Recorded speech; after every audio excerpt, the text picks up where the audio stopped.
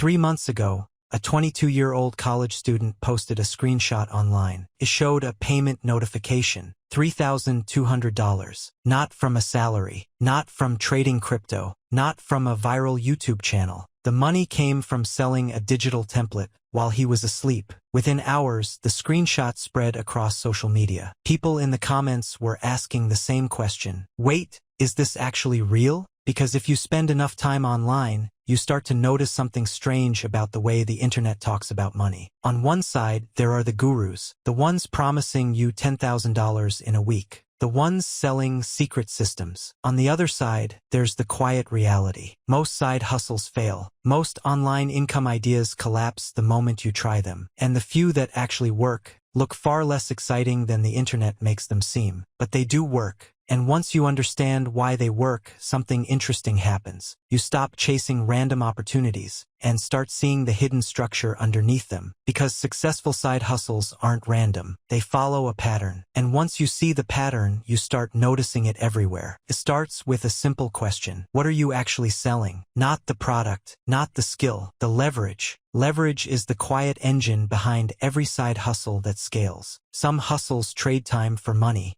Others multiply your time, and the difference between the two is enormous. Let's start with the first type, freelancing. At first glance, freelancing looks simple. You offer a skill online, writing, editing, graphic design, coding, marketing. Someone hires you, you get paid. The system works because the internet has turned the entire world into one giant job board.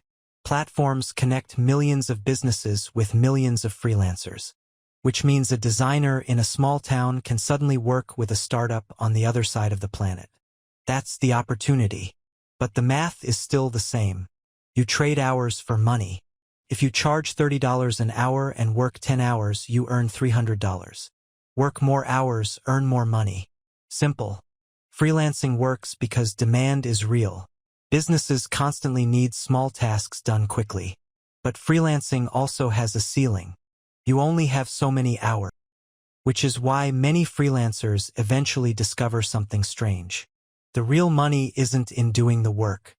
It's in creating something that keeps selling after the work is finished. This is where the second type of side hustle appears. Digital products, templates, online tools, design assets, ebooks, Notion planners, course materials. At first, the economics seem ridiculous. Someone spends a weekend creating a digital product. Maybe a spreadsheet template that helps freelancers track income. They upload it to a marketplace. Price, $12. If 5 people buy it, they make $60. Hardly impressive. But digital products have a strange advantage. They don't run out.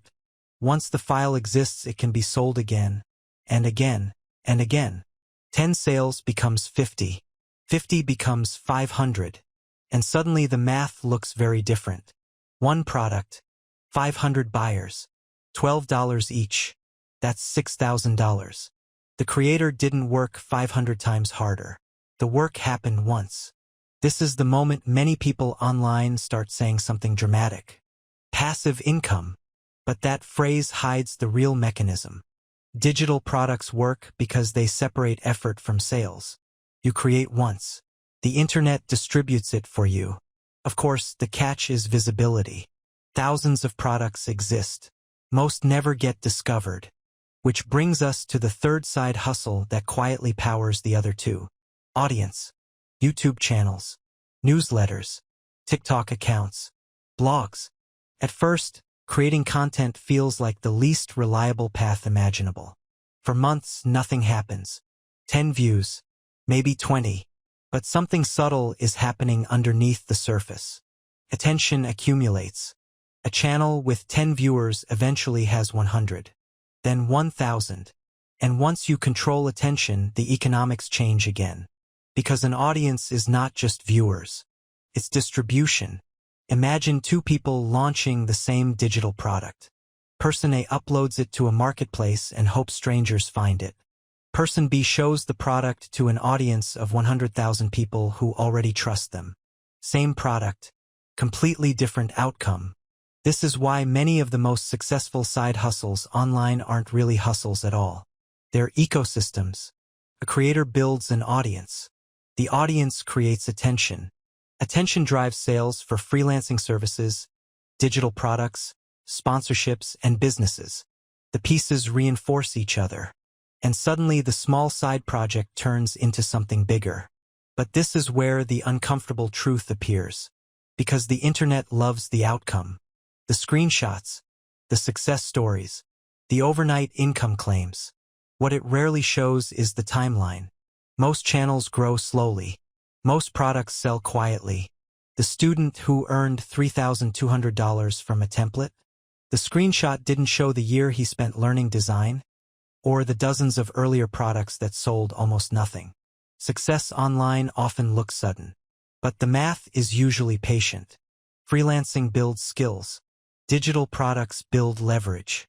Content builds distribution. Each layer compounds the next. And that's the real reason some side hustles work while others disappear. They follow the structure of the internet itself. A network that rewards scale, visibility, and systems, not just effort, which raises a strange question about the future of work. Because side hustles used to mean something very simple. A second job, extra hours, more labor. But the modern version looks very different. One designer creates a template. One video reaches 1 million viewers. One digital file gets downloaded thousands of times. Small actions, large outcomes. And as more people realize this, the definition of a career begins to shift. Not just one job, but multiple income streams built around skills, leverage, and attention. The question is no longer whether side hustles exist. They clearly do. The real question is something deeper. If the internet keeps lowering the cost of creating and selling, and millions of people start building these systems at the same time, what happens when everyone is trying to build the same side hustle economy? And who actually captures